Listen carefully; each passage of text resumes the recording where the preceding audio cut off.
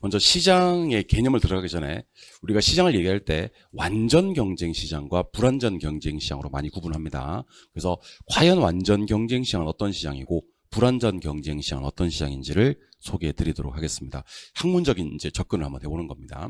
시장이라고 하면 당연히 수요와 공급이 만나서 가격가량이 결정되는 곳, 이런 곳을 시장이라고 합니다. 시장에 완전 경쟁 시장이라는 시장이 있습니다. 완전 경쟁 시장은 일단 판매자와 구매자가 무수히 많아요. 그게 한두 명이 아니고 100명, 200명이 아닙니다. 정말 무수히 많다. 다수라고 합니다. 두 번째, 판매되는 상품이 완전히 똑같습니다. 동질적입니다.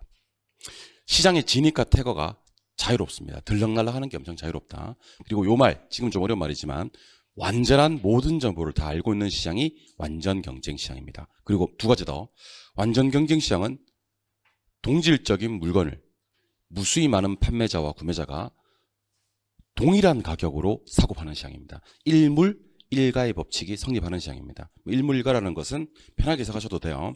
하나의 물건에 하나의 가격이 성립을 한다. 똑같은 가격이 성립한다는 겁니다. 그렇다면 완전 경쟁 시장은 무수히 많은 판매자와 구매자들이 동질적인 제품을 동일한 가격으로 사고 파는 시장으로서 진입 장벽 없습니다. 진입 자유롭고요. 퇴거 자유롭습니다. 그리고 완전 경쟁 시장에 사는 사람들은 모르는 정보가 하나도 없어요. 과거, 현재, 미래의 모든 정보를 다 알고 있는 시장입니다. 그래서 정보를 알기 위해서 비용을 지불할 필요가 없어요. 정보 비용 없고요. 초과이윤 없습니다. 초과이윤 존재하지 않고요. 뭐만 존재하냐면 정상이윤만 존재합니다. 정상이윤만. 그렇다면 과연 부동산 시장, 우리가 활동하는 앞으로 필드가 되겠죠. 필드는 완전 경쟁 시장일까 불완전 경쟁 시장일까 궁금하셨습니까? 완전 경쟁 시장 뒤집으시면 불완전 경쟁 시장이 됩니다. 불완전 경쟁 시장은 판매자 구매자 몇 명? 소수. 판매되는 물건, 이질, 들락날락, 곤란, 정보는 무슨 정보? 불완전한 정보. 이게 이제 불완전 경쟁 시장이거든. 그래서 완전 경쟁 시장을 완벽하게 정리하셨다가 뒤집으시면 불완전 경쟁 시장이 돼요. 완전부터 갑니다. 다수, 동질, 자유, 완전한 정보였는데 불완전 경쟁 시장은 소수, 이질, 곤란, 불완전한 정보입니다. 몇 가지 소개해 드려야 되겠다. 자, 우리가 지금 현재 부동산 시장에 살고 있는 사람들인데 부동산 시장에 사는 사람들은 미래에 어떤 일이 벌어질 거라는 것까지는 잘 알아요? 몰라요? 모르죠. 모르지. 그거 알면 다 돈 벌게. 모르지. 부동산 시장에서는 정보들이 완전하다, 불완전하다? 불완전하다. 자, 부동산 시장은 법 규제가 상당히 많아요, 적어요? 많고, 가격이 싸요, 비싸요? 비싸요.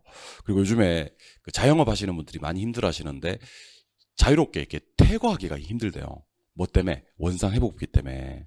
그래서 부동산 시장은 법 규제도 많고, 가격도 비싸고, 원상 회복도 해야 되고 하기 때문에 자유롭게 들락날락, 진입과 퇴거가 자유롭습니까? 좀 곤란한 편입니까? 곤란하죠. 그리고 여러분들 서울의 30평 토지랑 저기 부산의 30평 토지는 같은 토지 처리한다 그랬어요? 다른 토지 처리한다 그랬어요? 완전 다른 토지. 판매되는 물건이 동질이에요? 이질이에요? 이질. 그리고 첫 번째 걸 조심하셔야 됩니다. 이걸 정말 조심하셔야 돼. 부동산 시장은 학문적으로 접근합니다. 부동산 시장은 판매자와 구매자가 다수입니까? 소수입니까? 그러면 콕 집어서 소수라고 합니다. 콕 집어서 소수라고 합니다. 자, 무슨 말인지 알려드립니다. 우리나라 상위 소득의 20%가, 잘 사는 사람들의 20%가 개인이 사유할 수 있는 땅을 사유지라고 하거든요. 사유지 몇 프로 가지고 있는지 아세요? 고소득층의 20%가, 잘 사는 사람들 20%가 전국의 사유지 91% 가지고 있답니다. 91%. 그러니까 잘 사는 사람들이 땅을 대부분 다 가지고 있는 거야. 그럼 부동산을 판매할 수 있는 사람은 무수히 많다? 다수예요? 아니면 소수예요? 소수로 봐버립니다. 두 번째. 우리 아직은 안 배우고 왔는데 수요의 정의를 내려드리도록 할게요. 수요는 일정 기간 소비자가 재화나 서비스를 구매하고자 하는 욕구를 말합니다. 구매하고자 하는 욕구. 이때 이 욕구는 반드시 구매력을 수반한 유효 수요만 수요라고 그래요. 구매력이 반드시 있을 때 유효 수요만 수요라고 합니다. 근데 부동산은 가격이 너무 비싸서 구매력까지를 갖추고 살려는 사람들, 즉 유효 수요자가 무수히 많다고 보기는 어려워요. 그래서 부동산을 살 수 있는 사람 무수히 많다, 다수라고 보지 않습니다. 여러분들, 부동산 시장은 가격이 비싸기 때문에 부동산을 구입할 수 있는 사람 소수로 봅니다. 그래서 지금 이 시간부터입니다. 부동산 시장은 학문적으로 판매자와 구매자를 다수로 접근한다, 소수로 접근한다. 소수. 끝났잖아. 부동산 시장은 아니 정보도 불완전하고 진입과 태거도 곤란하고 판매되는 물건도 이질적이고 판매자와 구매자도 소수니까 완전 경쟁 시장 요건을 단 하나도 만족하지 못하지 않습니까? 그래서 부동산 시장은 반드시 무슨 시장으로 분류된다? 불안전 시장으로 분류가 된다. 그래서 우리 아직은 안 배웠습니다만 부동산 시장의 특징을 좀 이따 얘기해 볼 거거든요. 그때 일단 네 가지는 얘기를 하고 가셔야 돼. 부동산 시장은 어떤 특성이 있습니까? 라고 물으면 판매자와 구매자 몇 명? 소수. 판매되는 물건 어떻게 해요? 이질. 들락날락 하는 게 뭐고요? 곤란. 정보는 뭐예요? 불안전. 이렇게 입을 한번 뱉어보신 분들 지금 계시고 듣기만 하신 분들 계시지 않습니까? 그죠? 나중에 차이가 좀 납니다. 이게 소수, 이질, 곤란, 불안전 이렇게 한번 뱉어보신 분들은요. 나중에 어떤 모습을 발견하게 되냐면 암기한 적이 없는데 나 단 한 번도 암기를 시도해 본 적이 없는데 모든 게 암기되어 있는 자신의 모습을 발견하고 깜짝 놀라게 되고요. 살짝 귀찮아가지고 꼭 한번 말하는 게 살짝 귀찮아가지고 그냥 이렇게 귀로만 들으신 분들 계시잖아요. 그죠? 그런 분들은요. 이걸 집에 가서 또 일 삼아 가서 외워야 됩니다. 일 삼아서 외워야 되는데 뭐 또 민법도 하고 공법도 하다 보면 그 시기를 놓쳐요. 그렇게 한 달, 두 달, 6개월, 1년이 흘러가면요. 이 두 사람 사이의 간격이 점점 벌어져서요. 열심히 참여하신 분들은 합격자 모임에 아까 드레스 입은 거 있잖아. 그지? 드레스 입은 거 입고 이렇게 오시게 되고요. 이렇게 살짝 그거 안 따라 했는데 그 참 미묘한 차이 때문에 그 합격자 모임 때 입으려고 미리 구입해 놓았던 드레스를 갖다가 내년 이맘때가 아니라 후내년 이맘때 입어야 되는 그런 상황이 발생을 합니다. 참. 하든지 말든지 알아서 하시죠. 그쵸? 우리가 나이도 먹을 만큼 먹었고 배울 만큼 배운 사람들이고 또 자기 주관도 있는 사람들인데 내가 하란다고 하고 안 한다고 안 하고 그럴 사람들도 아니고 여러분들 알아서 한번 잘 판단해 보시기 바랍니다. 부동산 시장은 판매자 구매자 몇 명이요? 하긴 또 한 해 또 갑자기 판매되는 물건은 뭐예요? 이질, 들락날락 하는 건 뭐고요? 곤란, 정보는 뭐죠? 불안전. 틀림없이 부동산 시장은 불안전 경쟁 시장이다. 이걸 꼭 좀 기억을 하시고요. 이번에는 부동산 시장을 분류해 보도록 하겠습니다. 부동산 시장을 분류. 자, 일단 저랑 뭐를 어떻게 분류해 볼 거냐면 시장 범위를 가지고 분류해 볼 건데 시장 범위를 가지고 분류해 볼 거니까 잘 듣고 따라와 주시기 바랍니다. 자, 갈게요. 전국의 부동산 시장을 대구, 서울, 광주 이렇게 분류해 보도록 하겠습니다. 서울의 부동산 시장을 강남, 송파, 서초 이렇게 분류해 보도록 하겠습니다. 송파구는 가락, 잠실, 방이 이렇게 분류해 보도록 하겠습니다. 잠실은 27번지, 28번지 이렇게 분류해 보도록 하겠습니다. 이때 27번지, 28번지 이렇게 분류한 시장을 우리는 개별 시장이라고 합니다. 무슨 시장? 개별 시장. 이렇게 개별 필지 앞에서 배웠습니다. 하나의 지번이 붙는 토지의 등기 단위, 하나의 지번이 붙는 토지의 등록 단위를 필지라고 하는데 개별 필지마다 형성되는 시장을 개별 시장이라 그래요. 우리나라의 필지가 약 몇 개쯤 되는지 아세요 혹시? 우리나라의 필지가 약 한 4천만 개 정도 됩니다. 4천만 개. 그 4천만 개를 전부 다 합친 걸 전체 시장이라 그래요. 다시 개별 필지마다 형성되는 시장은 개별 시장. 이걸 합치면 약 몇만 개쯤 되는데 4천만 개. 우리나라 인구보다 약 1,000만 개 적어요. 약 4천만 필지. 이걸 전체 시장. 자, 그럼 이때 전체 시장과 개별 시장 사이에 있는 이 무수히 많은 시장들. 이 무수히 많은 시장들을 우리는 무슨 시장이라고 부르냐면 이 시장들을 그 유명한 부분 시장이라고 불러요. 무슨 시장? 부분 시장. 근데 보시면 아시겠습니다만 부분 시장은 조금 더 작은 단위의 부분 시장으로 나뉘어질 수가 있어요. 그렇죠? 부분 시장을 조금 더 작은 단위로 나뉠 때 수요 가지고 나누는 경우가 있고요. 공급 가지고 나누는 경우가 있습니다. 수요 가지고 시장을 나누는 것을 중요합니다. 시장의 세분화라 그래요. 공급 가지고 시장을 나누는 걸 시장 차별화라고 합니다. 그래서 이거는 시험에 나올 때 바꿔서 나오는 경우가 좀 있어가지고 지금 처음 공부할 때부터 완벽하게 두 개를 구분합시다. 자, 다시 부분 시장을 조금 더 작은 단위의 부분 시장으로 나누는 과정을 시장 무슨화하기도 하고 세분화하기도 하고 시장 차별화하기도 하는데 제가 지금 하는 말이 On인지 X인지 한번 대답해 볼래요? 수요자의 특성에 따라서 시장을 나누어 가는 것을 시장의 차별화라고 한다. X가 됩니다. 공급 제품을 가지고 부분 시장을 조금 더 작은 부분 시장으로 나뉘어 가는 과정을 시장 세분화라고 한다. X가 됩니다. 수요자 가지고 나누면 뭐고요? 세분화. 공급자 가지고 나누는 게 차별화. 물론 뭐가 압도적으로 중요하냐면 시장 세분화 이놈이 압도적으로 중요합니다. 하지만 우리는 수요 세분화, 공급 차별화의 구분을 할 수 있어야 되거든요. 그래서 구분하는 방법을 제가 좀 알려드리겠습니다. 여러분들 축구는 뭐를 하는 경기냐면 공을 차는 경기입니다. 공을 차는 경기. 저는 축구를 별로 안 좋아하거든요. 저는 저는 몸 쓰는 운동을 별로 안 좋아합니다. 근데 우리 아들은 이상하게 맨날 축구만 해요. 맨날 축구만 합니다. 참 그렇습니다. 나는 축구를 별로 안 좋아하거든요. 그래서 우리 아들은 맨날 축구만 합니다. 맨날 축구하고 밤에 와서 영국 축구를 다 보고 잡니다. 영국 축구가 언제 합니까? 새벽에 하죠. 물론 그들은 낮이겠지만 시차 때문에 영국 축구를 다 보고 잡니다. 축구에 진심인 아들입니다. 미칠 것 같습니다. 잠을 안 잡니다. 낮에 축구하고 밤에 축구 보고 그렇게 합니다. 축구는 공을 차는 경기입니다. 공을 차고 나면 어떻게 되죠? 땀나죠. 땀나면 뭐 해야 되냐면 세수해야 됩니다. 뭐요? 세수.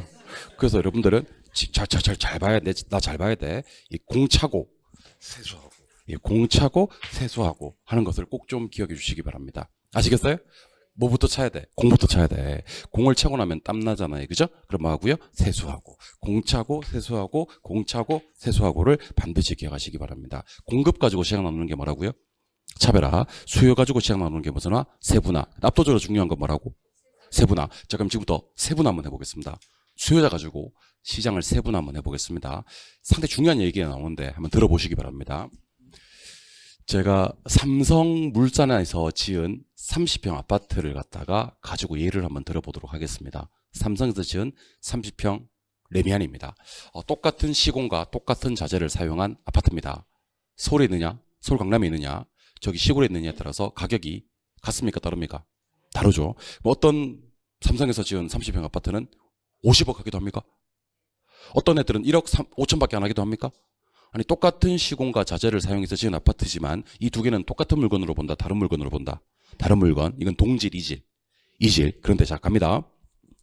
서울 하면 어떻게 돼요? 서울에 있는 삼성에서 지은 30평 아파트 그러면 조금 비슷해지나요? 예, 비슷해져요. 뭐 안 비슷해지긴. 서울 송파 그러면 조금 더 비슷해져요. 송파구 잠실동 그러면 좀 더 비슷해져요. 잠실 3동 한번 해볼까요? 여기 잠실 3동. 잠실 3동. 자, 그러면 잠실 3동 하는 순간 잠실 3동에 있는 삼성에서 지은 30평 아파트들은 거의 비슷하다고 봐요. 이때부터는 대체제라고 봐도 관계가 없습니다. 그러니까 시장이 한 단계씩 세분화될수록 시장의 성질은 이질화된다, 동질화된다. 동질화된다. 그래서 누가 여러분들한테 시장 세분화를 묻거든 두 개 단어만 찾으시면 돼요. 두 개 단어가 없으면 X. 자, 시장 세분화는 일단 첫 번째 누굴 가지고? 수요자를 가지고 보다 어떤 집단으로?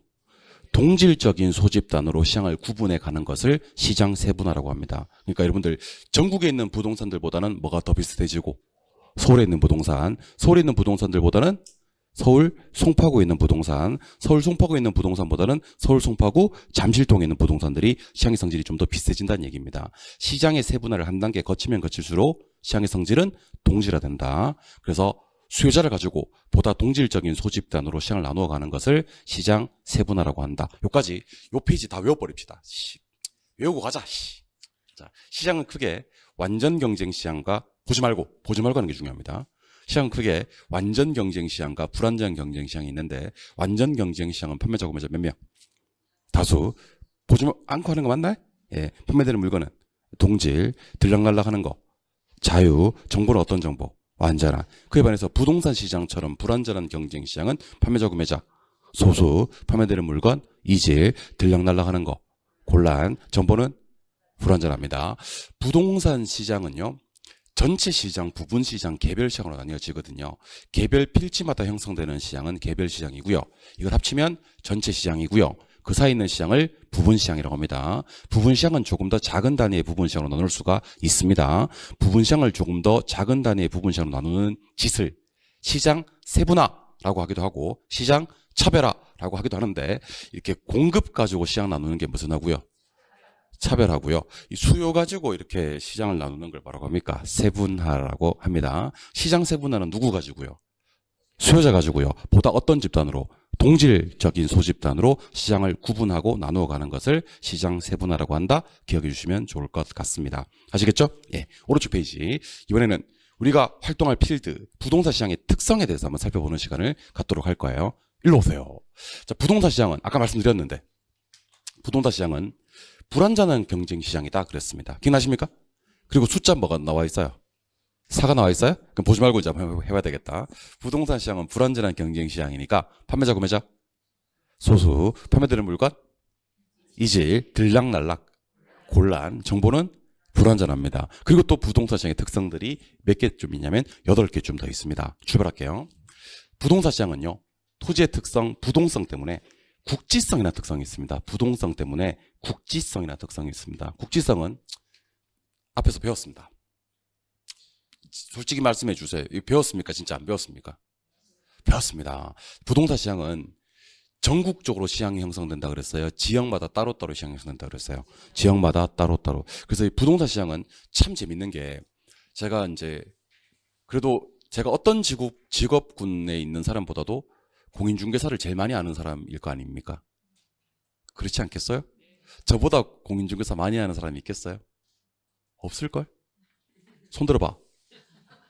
나는 이종호랑 대결해서 저 사람보다 공인중개사를 더 많이 알 자신이 있다 하시는 분들은 손 들어보세요. 없겠죠? 핸드폰에 공인중개사 전화번호가 나보다 더 많을 자신이 있다. 손 들어. 100만 원 빵 해. 그러니까 저는 공인중개사를 엄청 많이 알고 있겠죠. 그죠? 그 수많은 합격자들 알고 있을 테니까. 어떤 분들은 전화를 하면요. 쌤 죽을 것 같아요. 장사 너무 안 돼요. 너 안 맞는 것 같아요. 중개업 안 맞는 것 같아요. 그래요. 어떤 사람들은요. 쌤 지금 손님 중이랑 미팅 중이어서 좀 이따 전화 드릴게요. 하고 전화가 안 와요. 바쁘다는 거지. 그러니까 한번 생각해 보세요. 지방은 경기가 나쁜데 서울은 경기 좋을 수 있고요. 서울 안에서도 강남, 강북 다를 수 있고요. 강남 안에서도 그 지역마다 또 어떤 물건을 가지고 있느냐에 따라서 상황이 다를 수 있다는 겁니다. 부동산 시장은 토지의 특성, 부동성 때문에 전국적인 시장 형성되는 거 아니고요. 지역마다의 따로따로 시장 형성이 되는데 그걸 세 글자로 무슨 성? 국지성 하는 겁니다. 국지성은 남는 지역에 있는 물건을 모자라는 지역으로 가져올 수 없기 때문 무슨 성 때문이다? 부동성 때문이다. 기억하시기 바랍니다. 부동산 시장의 가장 중요한 특성은 국지성입니다. 두 번째, 세 번째, 네 번째를 한꺼번에 처리할 거예요. 부동산 시장은 거래가 뭐 되고요? 거래가 비공개, 상품이 비표준, 시장이 비조직. 이걸 3B라고 할 거거든요. 근데 이 3B가 모두 다 요 개별성 때문입니다. 개별성. 이건 한번 배운 적이 있는데 제가 소개를 해드릴 테니까 편안하게 한번 들어주시기 바랍니다. 자, 부동산 시장에서 판매되는 물건은 같은 물건 처리한다. 다른 물건 처리한다. 다른 물건. 그럼 상품이 표준화되어 있다. 비표준화되어 있다. 그럼 표준화되어 있는 물건을 제가 한번 소개해드리겠습니다. 신라면은 뭐 표준화되어 있죠. 그러면 우측 하단이나 뒷면에 보면요. 권장 소비자 가격, 희망 소비자 가격을 공개할 수가 있어요. 표준화되어 있는 물건 한 번 더 예를 들어 드릴게요. 현대자동차에서요. 신차가 하나 등장을 합니다. 신차, 그랜저, 신형 이렇게 등장을 하는 거예요. 그러면 권장 소비자 가격, 판매 가격이 오픈됩니다.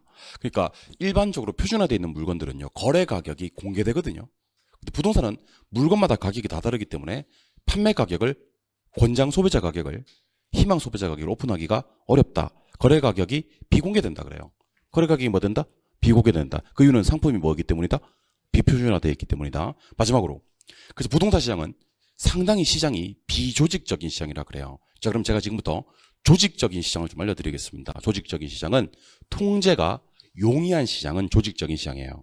통제가 곤란한 시장은 비조직적인 시장이고. 자, 그러면 통제가 곤란하다, 용이하다를 제가 이렇게 한번 설명을 드리도록 할게요. 나이키에서 신발 10% 세일합시다. 이렇게 얘기를 합니다. 10% 세일. 어디서? 본사에서. 근데 여기 A 매장이 있고요. B 매장이 있거든요. A 매장에서는 10% 세일을 해요. B 매장에서는 세일을 안 해요. 그럼 여러분들은 어디서 신발 사시겠어요? A 매장에서 사시겠죠? 그럼 B 매장 어떻게 돼요? 망해요. 왜 망해요? 세일 안 해서요. 세일 안 해서 망한다니까? 이거 전문 용어로 뭐라고 하는지 아세요? 조직의 쓴맛을 본다. 막 그래요. 조직의 쓴맛을 본다. 안 할 수가 없어요. 상당히 조직적입니다. 이유가 뭔지 아세요? 나이키 신발은요. 동질적인 물건이기 때문입니다. 동질적인 물건을 판매하는 시장은요. 전국적으로 세일합시다 그러면 다 하게 돼 있다니까. 중앙에서 통제하기도 용이하고 말도 잘 듣고 시장이 상당히 조직적으로 움직입니다. 그런데 이질적인 물건을 판매하는 시장을 좀 소개해드리겠습니다. 바로 우리 부동산 시장입니다. 그럴 수는 없겠지만 그럴 리도 없겠지만 전국 부동산 협회에서 이런 얘기를 합니다. 자, 우리 이번 장기 경기 침체에 따라서 부동산을 이렇게 거래하시는 분들에게는 중개 수수료를 10% 세일합시다. 그랬어요. A는요 10% 세일을 해요. 중개 수수료를. B는 세일을 안 해요. 근데 B는요, 물건을 엄청 좋은 물건을 다량 확보하고 있어요. 근데 A는요, 세일은 하는데 물건이 별로 없어요. 그럼 여러분들은 세일 많이 하는 A의 중개업소를 가지 않는다는 거예요. 세일 안 해도 물건 많은 B 중개업소를 간다는 거지. 따라서 물건에만 자신이 있으면요, 판매되는 물건이 다르기 때문에 말 잘 안 듣습니다. 시장이 상당히 비조직적입니다. 중앙에서 통제하기도 곤란하고요. 그러니까 시장이 비조직적인 이유는요, 판매되는 물건이 달라서 그래요. 판매되는 물건이 같다라면 시장이 조직적으로 움직일 수밖에 없고 말 안 들으면 어떻게 된다고요? 조직의 쓴맛을 본다고요. 부동산 시장은 판매되는 물건이 다르기 때문에 시장이 비조직적이다. 그래서 여기서는 뭐가 빠지면 X냐면 B가 빠지면 X야. B가 빠지면. 한번 가보자.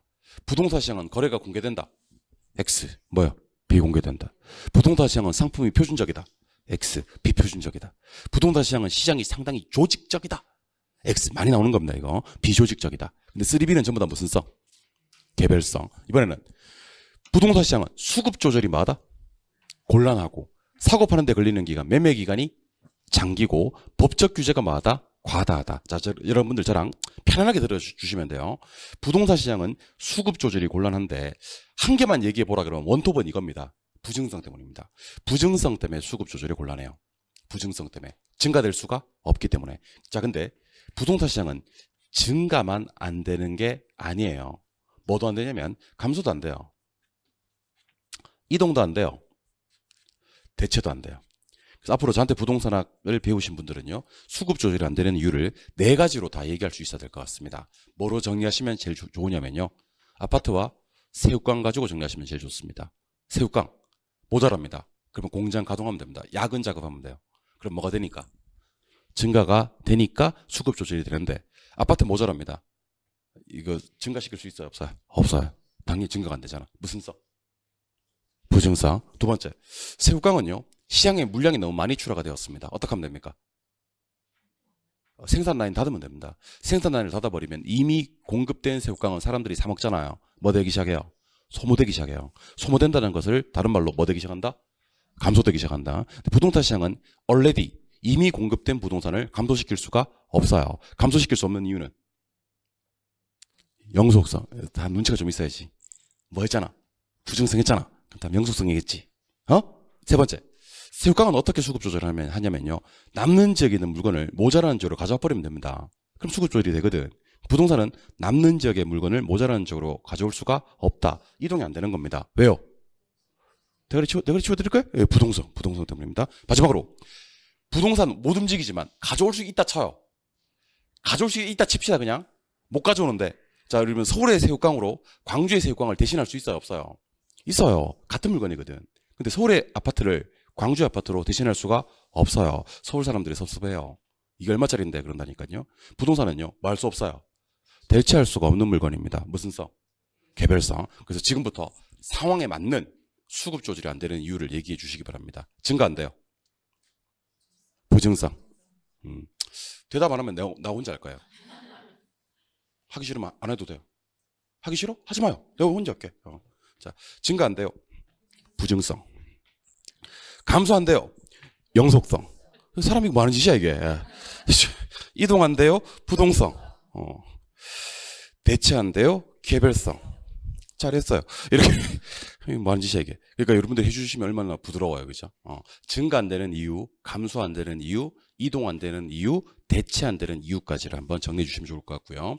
이번에는 사고 파는 데 걸리는 기간이 길어요. 매매 기간이 장기다. 그래서 환금성이 떨어진다라는 표현을 써요. 부동산의 가장 큰 약점이 바로 이겁니다. 현금하는데 너무 장기간이 소요가 되고요. 우리는 이것을 환금성이 떨어진다라는 표현을 써요. 무슨 말인지 알려드릴게요. 자, 갑니다. 10억짜리 정기예금이 있어요. 10억짜리 정기예금을 현금화하는 데 걸리는 기간은요, 즉시입니다. 은행 가서 깨면 바로 내 통장에 현금 10억이 꽂힙니다. 10억짜리 주식을 현금화하는 데 걸리는 기간, 이것도 뭐 최장 3일 정도만 하면요, 우리 현금화 하실 수가 있습니다. 근데 10억짜리 부동산을 현금화하는 데 걸리는 기간은 기약이 없어요. 일단 이걸 시장에 내놔야 되고요. 이놈도 보러 오고 저놈도 보러 와야 되고요. 그리고 혹시 매매 계약이 체결된다 하더라도 그때 겨우 10% 받을 수 있습니다. 뭐요? 계약금이요. 1억 받을 수 있는 거예요. 그러니까 부동산이라는 재화는요, 사고 파는 데 걸리는 기간, 그러니까 매매 기간이 너무 길어서 환금성이 떨어집니다. 그러다 보니까 이런 표현이 나옵니다. 단기적으로 가격이 왜곡될 수 있다. 단기적으로 가격이 왜곡될 수 있다. 이런 표현이 나옵니다. 자, 단기적으로 가격이 왜곡된다는 표현이 무슨 표현인지 알려드리도록 할게요. 10억짜리 부동산을 현금하고 싶은데 부동산은 현금하는데 걸리는 기간이 길단 말이에요. 그나마 이걸 단축시키는 방법이 있습니다. 뭐하면 되냐면 9억 5천에 내놓으면 돼요. 10억짜리를. 이걸 뭐라 그래요? 급매물이라 그래요. 그러니까 이 10억짜리가 10억에 거래되지 못하고 9억 5천에 거래가 되는 짓을 가격 왜곡이라는 표현을 씁니다. 10억짜리가 9억 5천에 거래되는 동을 가격 왜곡. 근데 충분한 기간을 준다면 10억에 팔아먹을 수 있어요? 없어요? 있어요. 언제 거래하다 보니까? 단기에 거래하다 보니까 9억 5천이 되는 겁니다. 그래서 제가 지금 체크하는 거, 여러분 요거 체크하는 거, 요 체크하는 거 요거 대답할 수 있을지 모르겠네요. 사고 파는데 걸리는 기간, 매매 기간은 단기, 장기. 언제 가격 왜곡이 발생한다? 단기적으로 가격 왜곡이 발생한다. 쌤 이렇게 하면 너무 어려운데 하시면 안 돼. 이해를 해버리면요. 하나도 어려운 게 아니야. 사고 파는데 걸리는 기간, 즉 매매 기간은 무슨 성이고 장기성이고 가격 왜곡은 언제 나타나는 현상이다. 단기적으로 가격 왜곡이 나타난다. 장기에는 가격 왜곡이 안 돼요. 오케이? 부동산은 법 규제가 적어요? 많아요? 많고 자금의 유용성과 밀접한 관련이 있는데 이거는 금융조건과 관련이 있습니다. 금융조건이 완화되면 부동산에 대한 수요와 공급이 모두 증가되는데 여러분들이 일로 한번 나보실래요? 자, 이것만은 꼬개 가시니까 여기 자금의 유용성이라는 표현이 나오고 자금의 유용성의 표현에 가보니까 어떤 게 금융조건 완화하고 어떤 게 수요와 공급을 모두 증가시키는지를 저랑 한번 얘기해 봅시다. 금융조건은 보통 세 가지 봅니다. 하나는 금리, 두 번째는 기간, 세 번째는 비율을 봅니다. 금리는 뭐 되고? 인하되고. 기간은 장기, 비율은 뭐? 확대. 금리 인하, 기간 장기, 비율 확대가 금융조건의 완화를 얘기하는 겁니다. 그러면 부동산 수요와 공급이 모두 증가되는 겁니다. 어떻게 이해하시면 좋냐면요. 금리 방향하고요. 기간하고 비율 방향이 반대로 움직여야지 결과적으로 한 방향이 되는 겁니다. 무슨 말인지 알려드리겠습니다. 자, 잘 보세요. 부동산을 사고 팔기 쉬우려면 금융조건이 완화돼야 될 건데 금융조건 완화. 여러분 지금 집 살라 그래요. 금리 올라가는 게 좋아요? 떨어지는 게 좋아요? 떨어지는 게 좋죠. 비율이 그러니까 10억짜리 부동산 사는데 50%밖에 안 빌려준다. 그럼 내 돈이 5억 있어야 되잖아. 근데 10억짜리 부동산 사는데 80%까지 빌려주겠대. 그럼 내 돈은 2억만 있어도 되는 거잖아. 비율이 뭐 되는 게 좋아요? 확대. 그리고 기간. 기간은 여러분들 어떻게 보면 당연한 얘기입니다. 여러분들 홈쇼핑 보세요? 안 봐요? 보세요. 왜 홈쇼핑을 안 봐? 홈쇼핑 봐야 돼. 홈쇼핑 보면 여러분 한번 생각해 보세요. 우리가 저기 마트에서 1,000원짜리, 2,000원짜리 이렇게 작은 거 뭐 이렇게 케첩이나 마요네즈 같은 거 살 때도요. 이거 성분은 어떤지, 그 다음에 옆에 있는 놈이랑 가격 비교도 하고 막 그러지 않습니까? 그죠? 근데 우리 홈쇼핑에서는 노트북 같은 것도 팔아먹어야 돼요. 100만원짜리, 200만원짜리 노트북을 팔아먹어야 됩니다. 근데 물건을 보여주지 않잖아요. 실물로 보여주진 않고요. 화면으로 봐야 되잖아요. 그죠? 화면으로 노트북을 봐야 됩니다. 여러분들 화면으로 물건을 팔아먹는 사람들은요. 대단한 사람들이에요. 그런 사람들은 보통 사람들이 아니에요.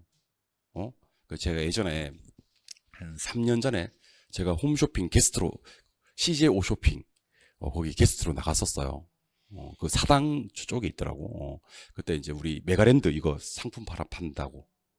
그래서 제가 원래 그 메가랜드 교수님들이 많지 않습니까? 그죠? 근데 제가 대표 강사예요. 모르는구나. 그래서 뭐 이렇게 뭐 행사 있으면 제가 다 해요. 내가 메가에서 제일 젊거든. 제일 젊고 또 약간 상품성 이런 걸 본단 말이야. 상품성 이런 걸 봤을 때 그 생긴 것도 좀 약간 신뢰를 주게 생겨야 되거든. 실수 없어요? 아무튼 저 그런 게 있어야 돼. 그래서 우리 그 민법 쌤은 너무 진지하고, 그지? 우리 민법 너무 진지하잖아. 그리고 공법은 너무 까불고, 그 중간 정도의 신뢰를 주는 얼굴이 필요하단 말이야. 그 캐릭터가 나라고. 그러니까 그 갔는데 와, 그 정말 말 잘하더라고. 저도 말로 먹고 사는 사람인데 이렇게 그 저 말고 이렇게 남자 그 쇼 호스트라고 하죠. 예, 호스트, 여자 호스트 이렇게 딱 2명 있는데, 와, 정말 막 앞에 막 숫자 막 올라가고요. 거기 가면 이제 그 화면이 정말 많아요. 화면이 정말 많아요. 그러니까 지금 이렇게 그분들은 그걸 다 보는 거예요. 다 보고 이렇게 드라마가 끝나면 뭐 끝나고 무슨 드라마 끝나고 다른 방송에서 많은지. 그러니까 막 그렇게 해서 빨리 돌리고 막 그렇게 하더라고요. 홈쇼핑은 많이 보셔야 됩니다. 그 대한민국 최고의 마케팅 전문가들이 거기 다 있습니다, 여러분들. 거기서 팔아먹는 거야. 홈쇼핑에서는 100만 원짜리 노트북을 팔 때, 200만 원짜리 노트북을 팔 때 절대로 100, 200 이렇게 안 적어 놓습니다, 잘. 왜냐하면 한번 생각해봐. 200만 원짜리를 내가 주머니에서 꺼낸다. 꺼내기 힘들거든. 주머니 200 있어요, 없어요? 없잖아. 걔네들이 어떻게 하냐면 5만 원 곱하기 20개월 이렇게 한다니까. 5만 원 곱하기 20개월. 주머니에 5만 원 있어, 없어? 있잖아. 5만 원 없어요? 5만 원도 없어요? 그러니까 5만 원 곱하기 20개월. 주머니에 5만 원 있단 말이야. 내 5만 원만 있으면 저 노트북을 살 수 있을 것 같아. 막 내 노트북 싫어 보이고 막 그런다니까. 그러니까 꺼내서 사는 거예요. 기간을 길게 빼주면 매달 내는 돈의 부담이 가벼워져서 수요와 공급이 모두 증가될 수가 있습니다. 그래서 여러분들 금융조건 완화는요. 만약에 금리, 기간, 비율 이렇게 3가지를 얘기하면요. 금리는 떨어져야 되고요. 비율은 높아져야 되고요. 그다음에 기간은 길어져야 됩니다. 그래야지 부동산에 대한 수요 공급이 모두 증가된다 하는 것을 기억해 주시기 바랍니다. 보지 말고 총정리를 한번 해보도록 할게요. 어차피 우리 시험은 객관식입니다. 둘 중에 하나를 고르시오. 부동산 시장은 전국적, 광역적의 성격이 있습니까? 국지성이 있습니까? 국지성. 이거는 무슨 성 때문? 부동성. 거래 공개, 상품 표준, 시장 조직 맞죠? 아닙니다. 거래 비공개, 상품 비표준, 시장 비조직. 이거는 뭐예요? 개별성. 수급 조절은 뭐하지?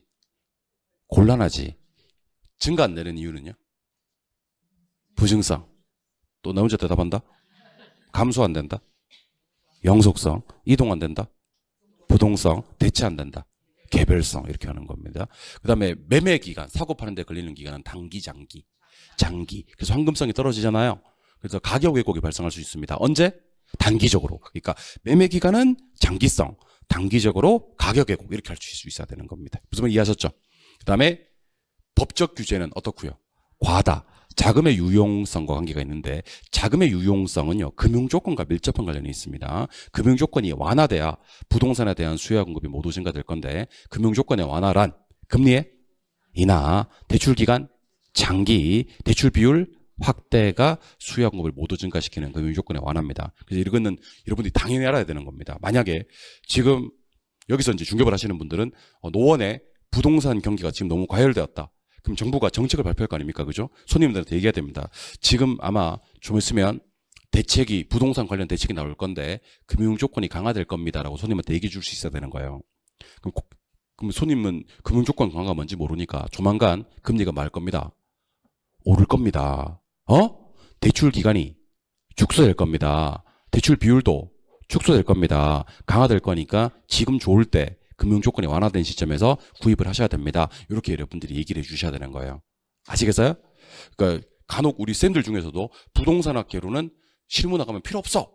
뭐 실무 나가면 세법이나 민법 같은 거나 이런 거나 공법이나 이런 게 필요하지 개론 필요 없어 이런 분들이 계신데 그렇지 않습니다. 부동산학 개론 여러분들 중개 실무 나가시면 엄청 필요합니다. 개론 2번 다시 개론을 무시하지 마시기 바랍니다. 여러분들. 아시겠죠? 자기네들 막 자기 법 한다고 막, 자기 법 이런 거에 더 중요하다 막 이렇게 하시는 분들 계신데, 물론 중요하지만 부동산학 개론도 여러분들 손님들한테 엄청 많이 써먹을 기회가 있을 거다 하는 생각을 하시면 좋을 것 같습니다. 아시겠죠? 부동산 시장의 특성이었고요. 이번에는 요거 한번 설명드릴 건데, 잠깐 칠판 한번 보세요. 효율적 시장입니다. 효율적 시장. 자, 칠판 볼까요? 요거 한번 읽어보세요. 정보. 요거요. 부동산 가격에 즉시 반영. 정보가 부동산의 가격에 즉시 반영되는 시장을 효율적 시장이라 그래요. 한 번 더. 정보가 부동산의 가격에 즉시 반영되는 시장을 효율적 시장이라고 하는데 여기서 제일 중요한 말은 뭐냐면 요겁니다. 요거. 즉시가 제일 중요한 말입니다. 자, 일단 잘 보세요. 여러분들이 토지를 하나 가지고 있어요. 토지를 하나 가지고 있는데 이 토지 가격이 얼마냐면 평당 얼마냐면 20만 원이에요. 싸지. 근데 여기 신도시가 1년 뒤에 들어올 거래요. 뭐가 들어올 거다? 신도시. 그럼 이 땅값이 어떻게 되겠어요? 모르겠죠, 그죠? 그래서 20만 원짜리 땅이 갑자기 100만 원이 됩니다. 5배. 100만 원이 되는 겁니다. 평당. 이것을 갖다 우리는 뭐라 부르냐면 신도시가 들어선다는 뭐가요? 정보가 어디에요? 부동산 가격에 뭐 되었다? 반영되었다. 이런 표현을 쓰는 겁니다. 이해하셨어요? 예, 뭐랄까? 정보가 부동산의 가격에 뭐 되었다? 반영되었다. 이런 말을 쓰는 겁니다. 이까지는 이해하셨죠? 그런데 중요한 건 그게 아니야. 언제 반영이 되느냐? 자, 갑니다. 언제 신도시가 들어선다고요? 1년 후에 신도시가 들어선다는 정보가 있다 그랬죠? 그러면 1년 후에 가격이 오르겠죠? 아닙니다. 큰일 납니다. 여러분들. 1년 후에 가격이 오르는 게 아닙니다. 앞으로 장차 중개업자가 되실 분들이 부동산 가격이 언제 오르는지 모르시면 곤란합니다.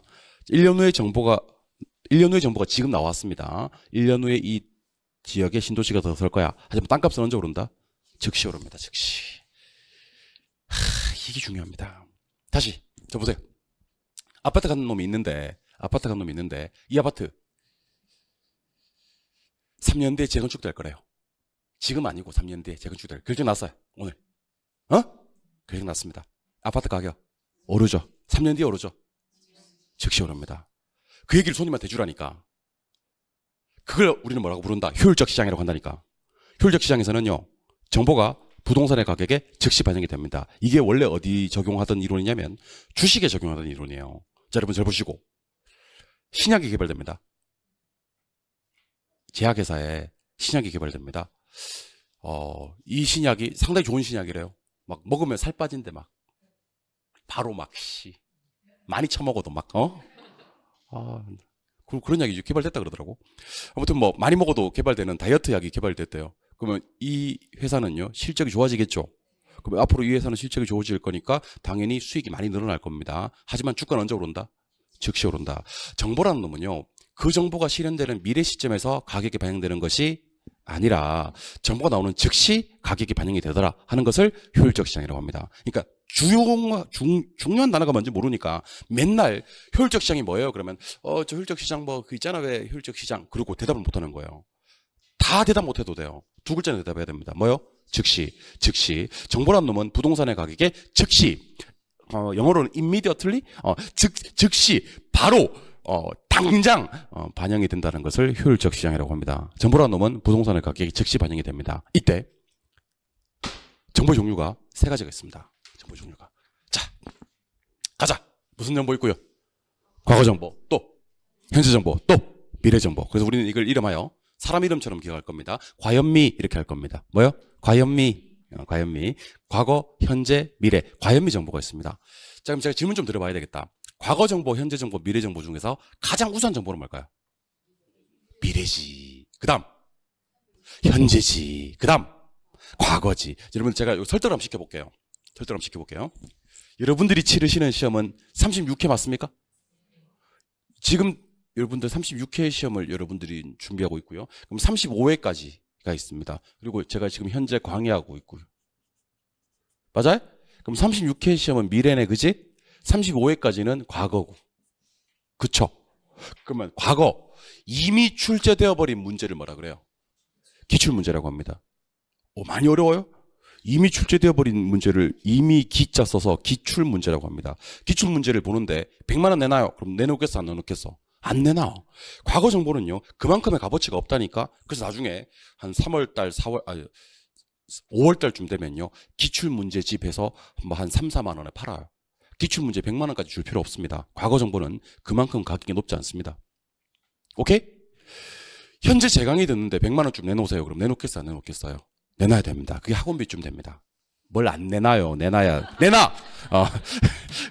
그게 학원비쯤 됩니다. 그러니까 여러분들은 아마도 그 기출문제 보는 것보다는 제 강의 듣는데 더 많은 비용을 지불하고 계신 거예요. 지금 현재. 그러니까 이거는 과거 정보보다는 현재 정보가 더 우수하다라는 생각을 하시면 되는 거고요. 오케이? 뭐 그럴 리는 없겠지만 그냥 예를 드는 겁니다. 여러분들 제가 36회 문제를 어떻게 미리 구해드릴 수가 있는데 한 200씩 내놔봐요. 그러면 내놔요, 안 내놔요? 내놔요. 싸겠지요. 우리가 학원비만 내는 게 아니잖아요. 왔다 갔다 차비도 들고, 그렇잖아요. 내놔야 됩니다. 아시겠어요? 예. 제가 이런 얘기를 하면 특히 어르신들 같은 경우는 막 화를 막 내더라고. 아니 아무리 수업 시간에 예시지만 뭐 기출 36회 문제를 미리 구해주고 그런 예시는 그 학습의 바람직한 예시가 아니다. 막 그러면서 나한테 막 지랄하고 그래요. 어? 아, 근데 얘도 못 들어, 얘도. 얘를 미래 정보가 우수하다는 얘기를 들으려고 막 그런 예를 들었는데 어르신들은 막 지랄하더라고, 뭐 나중에. 미래 정보, 시험 문제를 미리 구해준다. 그런 예시는, 선생 그런 예시를 드는 거는 바람직한 예시가 아니야. 그러다가 한 8월 달쯤 가요. 한 8월 달쯤 가서 모의고사 쳤는데 점수 37.5점 나오고 하고 막 그러다 보니까 그때 그 가능은 하나 그게? 막 그러고. 불가능합니다, 여러분들. 36회 시험 문제를 구하는 것은 미리 구하는 것은 불가능한데 제가 여러분들 강의한 지 오래됐지 않습니까? 13회 때 이런 일이 있었어요. 13회 때 문제를 미리 구했어요. 미리 구해가지고 공인중개사 시험에 미리 구해가지고 이건 잘 몰라. 일반 강사들은 잘 몰라요. 저처럼 오래된 강사들만 압니다. 13회 때 미리 문제를 구해가지고 문제 유출이 한번 있었어요. 근데 그게 걸렸어. 왜 걸렸는지 아세요? 돈을 주고 문제를 구한 사람이 떨어졌어요. 왜? 답은 못 구하고 문제만 구한 거야. 그러니까 공부를 전혀 안 한 사람은 문제를 구해도 소용이 없는 거야. 떨어진 거야. 돈은 줬고 문제를 구했는데 이게 떨어지니까 얼마나 억울하겠어요. 그죠? 그 사람이 풀었어. 나 문제 샀다? 이렇게. 그래가지고 다 걸렸어요. 그 이후로는 보안이 엄청 강화돼가지고 미래 정보를 미리 구할 수는 없게 되었답니다. 아무튼 여러분들은 봐봐요. 과거 정보는 한 3만 원, 현재 정보는 약 100만 원, 미래 정보는 그보다 많은 금액을 지불할 의향이 있는 거잖아요. 그죠? 그런데 미래 정보는 일단 구할 수가 없어요. 일단은 미래 정보는 구하기가 어렵고 지금 현재 과거 정보와 현재 정보는 구할 수가 있는데 우수하냐 안 우수하냐는 별개로 정보의 양을 가지고 한번 판단해 볼까요? 정보의 양. 과거 정보가 많을 거예요? 현재 정보가 많을 거예요? 압도적으로 많아요. 지금까지니까. 현재 정보는 제가 지금 강의하고 있는 정보거든요. 따라서 정보를 분석할 때 정보의 양은 누가 적고 누가 많다. 현재 정보가 적고 과거 정보가 많다. 그래서 우리 현재 정보를 분석하는 것을 뭐라 부르냐면 기본적 분석을 한다 그래요. 무슨 분석? 기본적 분석. 양이 많으니까 적으니까. 근데 과거 정보를 분석할 때는 지금까지의 정보니까 뭐가 필요하다? 기술이 필요하다. 기술적 분석이라 그래요. 그래서 과거 정보를 분석할 때는 양이 너무 많아서 뭐가 필요하고 기술이 필요하고 현재 정보를 분석할 때는 무슨 분석만? 기본적인 분석만 해도 된다는 얘기입니다. 그래서 제가 왜 자꾸 수업하면서 이런 얘기 하잖아. 이건 오늘 외워버립시다. 뭐 그런 얘기 하지 않습니까? 그죠? 왜 외울 수 있는지 아세요? 현재 정보는 과거 정보에 비해서 양이 적어요. 그래서 아주 무슨 분석만 기본적인 분석만 해도 되는 거예요. 우리 지금 기본적 분석하고 있는 겁니다. 그러면 오늘 외운 것도 안 외워지면 어떻게 되는 거예요? 기본이 없는 거야. 근데 과거 정보, 지금까지 배운 걸 한 번에 다 복습하려고 그러면 뭐가 필요한데? 기술이 필요한데 우리가 기술이 있다 없다? 없다. 그래서 우리가 뭘 안 한다? 복습을 안 하는 거예요. 맨날 강의만 듣는 거예요. 각본만 들고 왔다 갔다 하는 거예요. 그래서 2달 수업 들었는데 아는 게 한 개도 없어요. 기술적 분석을 하려고 하다 보니까 우리가 기술이 없다 보니까 결론, 정보는 몇 개? 3개. 뭐요? 과거, 현재, 미래. 그래서 효율적 시향도 3개입니다. 먼저 첫 번째, 과거 정보까지가 부동산의 가격에 즉각 반대되는 시향도 있고, 과거 현재 정보까지가 부동산의 가격에 즉각 반대되는 시향도 있고, 과거 현재 미래 정보가 부동산의 가격에 즉각 반대되는 시향도 있습니다. 과거 정보까지만 반영되는 시향은 뭐예요?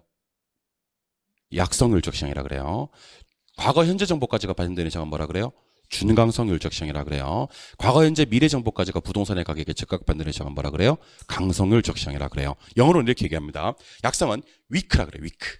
약하다 그래요. 그래서 weak efficiency market 그러면 약성율적 시장, 강성율적 시장은 strong이라 그래요. strong efficiency market 그러면 강성율적 시장이 됩니다. 참고로 준강성율적 시장은 semi-strong efficiency market 그러면 이건 중강성율적 시장이라 그럽니다.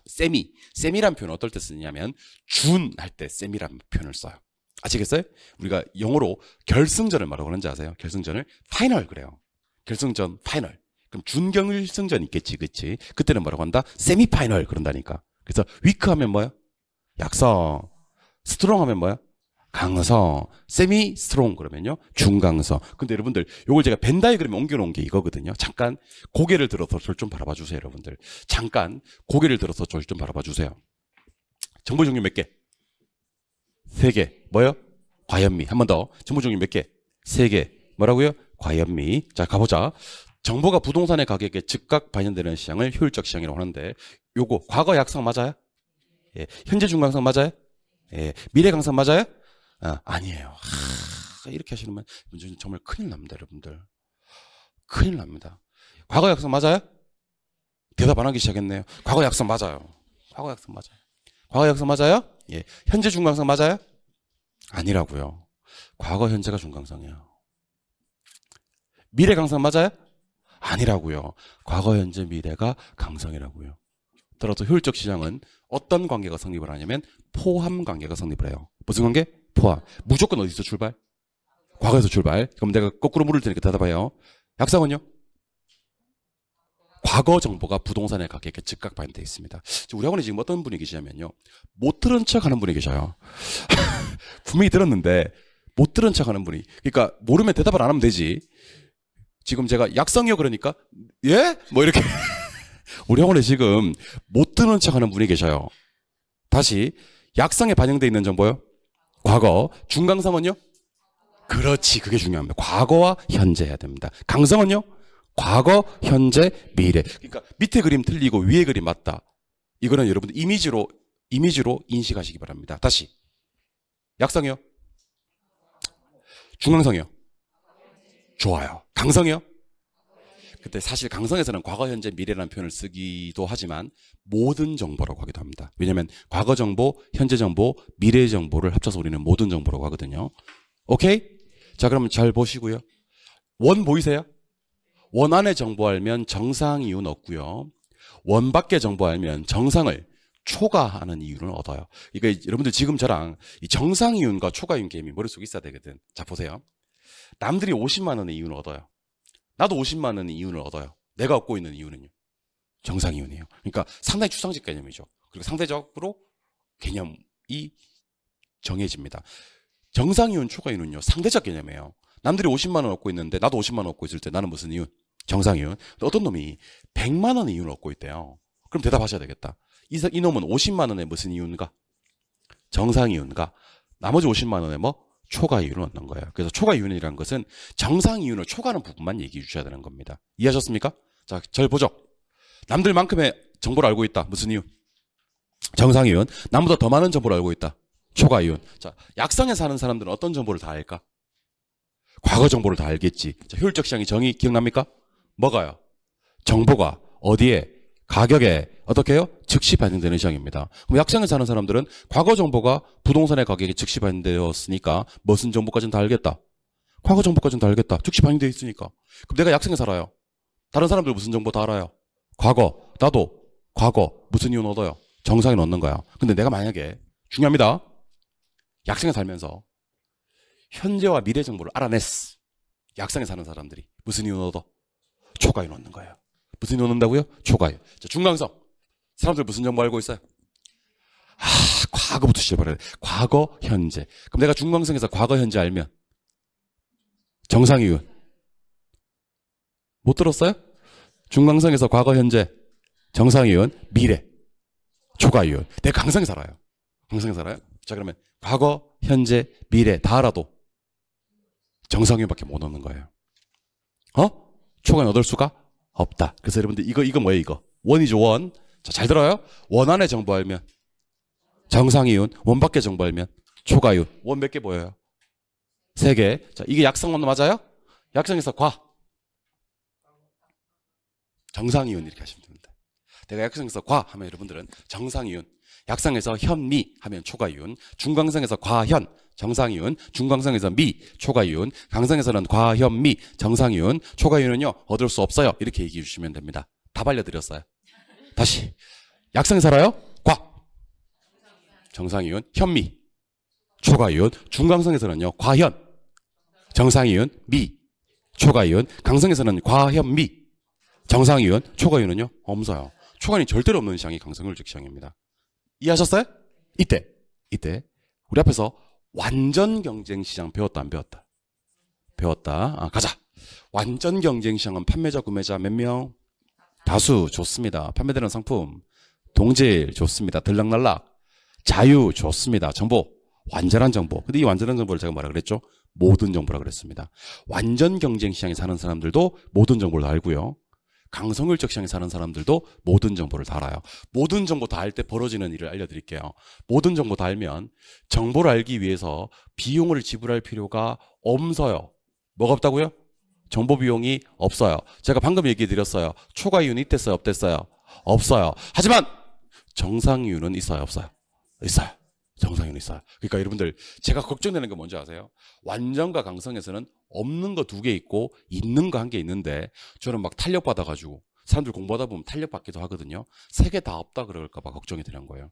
완전과 강성은 무슨 정보 알고 있어요? 모든 정보 다 알고 있습니다. 과현미 완전하게 다 알고 있습니다. 정보 비용 없어요.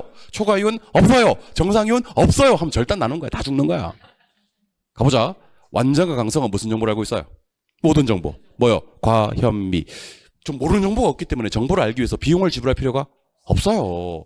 우선 정보가 없기 때문에 초과 이윤 없어요. 근데 나도 과현미?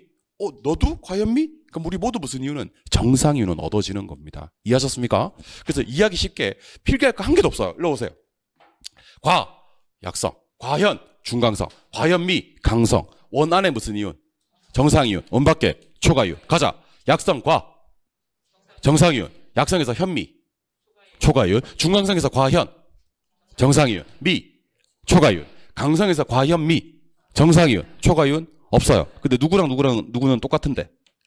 완전과 강성은 똑같은데 뭐랑은 없지만 정보 비용과 초과 이윤은 없지만 정상 이윤은 존재한다. 이렇게 하는 겁니다. 아시겠습니까? 이 통합 이론서가 좋은 게 여러분들 필기할 게 1개도 없어요.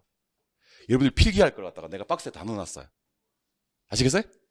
필기하고 싶어? 그럼 해. 자, 하고 싶으면 이거 필기하라고. 이거 필기해. 필기해요. 다시 한번 가보자. 약성에서 과, 정상이윤. 중강성에서 과현, 정상이윤. 강성에서 과현미. 정상이윤은 다 얻어진다니까요. 중요한 건 초과이윤입니다. 무슨 이윤이요? 초과이윤. 자, 약성에서 초과이윤을 얻으려면 뭐요? 현미. 중강성에서 초과이윤, 미. 강성은요? 초과이윤 없어요. 어떠한 경우도 초과이윤을 얻을 수 없는 시장이 강성 효율적 시장이다 라고 기억을 해 두시기 바랍니다.